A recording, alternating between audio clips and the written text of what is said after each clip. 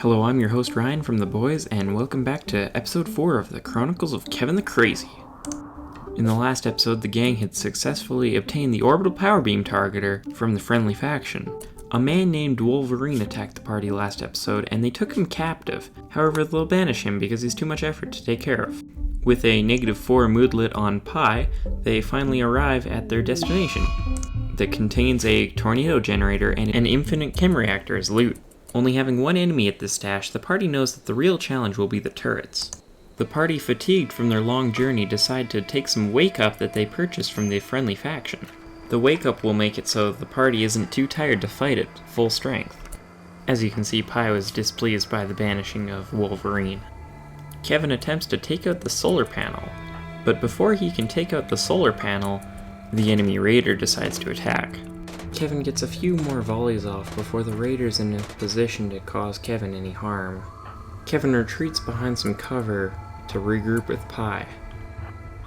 They arrange themselves in such a way that Pi will take the brunt of the damage. With the raider closing into melee range, Pi gets to test out his new longsword. Keven supports Pi by firing at the raider over Pi's shoulder. Before long, the raider drops his gun to fully commit to the melee engagement, but he was shortly taken down by the party. Seeing that the raider will most definitely bleed out, Keven makes an executive decision to finish him off right there. With the raider taken care of, Keven decides to equip the LMG for extra range for dealing with the turrets. Keven wants to take these turrets home, so he decides to attack the power supplying the turret. A few short volleys later, the power conduit is broken, and Keven realizes that the turret is directly connected to the battery. So he has Pi with the shield belt uninstall the battery. The shield belt makes it so the turrets can't actually hurt Pi unless they make it through the whole 110 durability of the shield belt before it can recharge. Because Pi is engaging the turrets one at a time, the chances of this happening are actually quite slim. After uninstalling the battery, Pi soon realizes that the turret is actually making it so the solar panel is still powering the turret, unfortunately. So Pi makes his way over to the solar panel to disconnect one of the power conduits, making sure that the turret will be offline. With that taken care of, Pi gets to work on the second turret. Since there's only one turret now, Pi is completely safe and in no danger. So he gets straight to work on uninstalling the turret. By uninstalling the turret, the party is able to take these turrets home and use them for their own purposes. Keven gets to looting the tornado generator and the infinite chem reactor. Keven cooks up some food to help with the journey home. With their food situation sorted, the party reforms the caravan and takes home all of their spoils of war. Thankfully, some alpacas joined last episode, so the party is able to carry all of their loot.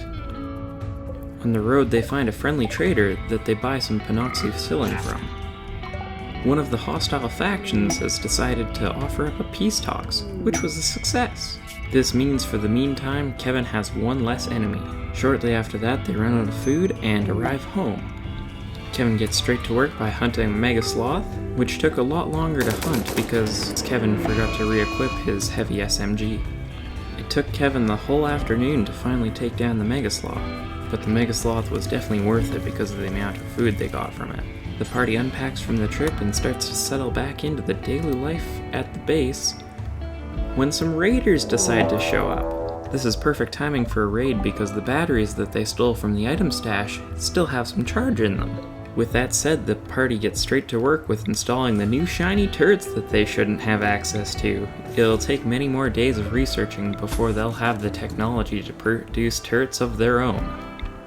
With their defense coming along nicely, a medieval slave named Connor asks the party for help, which Keven swiftly agrees. Because what's more fun than a single raid? A double raid! Looking at their weapons, unfortunately the raiders don't have any shiny toys to donate to the party. Keven places the battery, turning the turrets that they should not have online. The party gets ready to fight off the raiders. Keven gets into position to head off the raiders and potentially drag them into the other raiders, because why fight people who want to stab you when you could have other people do it for you? Unfortunately for Keven, his plan doesn't quite work out super well. However, one of the raiders does end up dying in a spike trap, which is nice. The raiders finally get in range of the turrets and bullets start hailing down on them. Keven takes care to stay away from the raider who's approaching him, while the rest of the party deal with the two raiders who are attacking the turrets. One of them goes down and the rest of the raiders try and flee.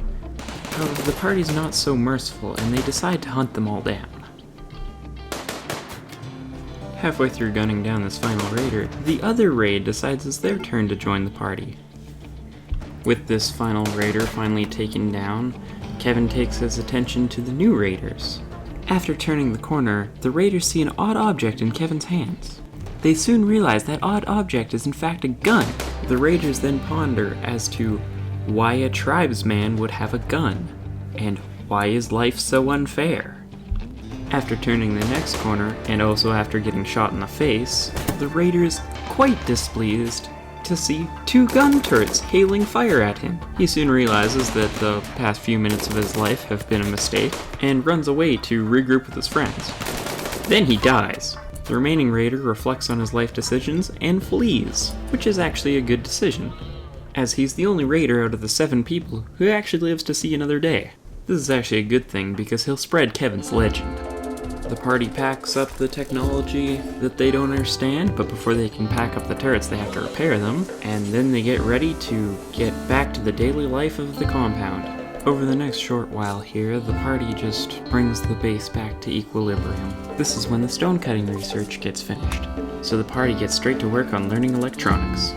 Unfortunately, that's all the time we have for today. Don't forget to dislike the video, unsubscribe, delete your comments, and turn off the notification bell. Ryan out.